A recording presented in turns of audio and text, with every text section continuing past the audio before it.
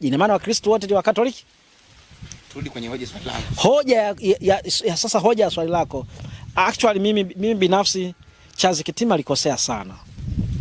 Sana. Katika kipindi ambacho nchi imevimba inahitaji kupuliziwa itulie, unaibuka unatoa kauli ambazo kwa namna moja ama nyingine zinaweza zikaongeza chuki kwa kiwango kikubwa. Halafu ukiamini kabisa kwamba kesho rais anazungumza na nani? Anahutubia rais. Hiyo ni kumblackmail rais. Hatuendi nchi jamani, hii nchi ni nchi ya wote, sio nchi ya mtu mmoja. I respect sana Charles Kitima. Lakini ni lazima tujue, ni lazima tuamini kuna nchi ya dini zetu, tuamini kuna nchi. Kuna nchi ambayo nchi inamhitaji kila mmoja.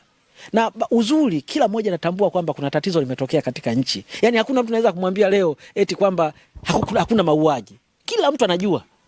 Na kama kila mtu anajua, basi wajibu wa kila mmoja ni kujaribu kutengeneza mioyo ya kila mtu urudi mahala pake. Tuzungumze lugha moja. Hebu niangalie niangalie ile speech ya Charles Kitima. Unaweza kaona kwamba ni mtu ambaye anahitaji maridhiano yule? Unaweza kumwangalia kwamba huyu mtu anahitaji kuwaleta watu pamoja yule? Ana kitu moyoni.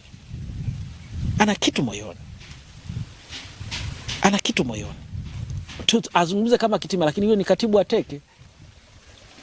Kauli yake anaweza kujitenga na kauli yake kwamba ni ya kwake, lakini ukweli ni kauli ya katibu wa teke.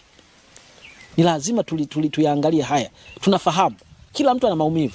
Ana maumivu makubwa sana. Ana maumivu makubwa. Ni amejeruhiwa, amenusurika kuuawa. Kabisa amenusurika kuuawa. Mpaka leo waliomjeruhi hawajawahi kukamatwa. Wanaitwa wasiojulikana ndani ya eneo la teke. Haya ndio maswali tunataka tukayazungumze kule. Na katika kuyazungumza tuseme wapatikane wote wasiojulikana. Uwajibikaji wa kila mmoja ndio utakaofanya nchi tuaminiane. Unasema alikosea, alipaswa kufanya nini Father Kitima? Hakutakiwa kusema chochote.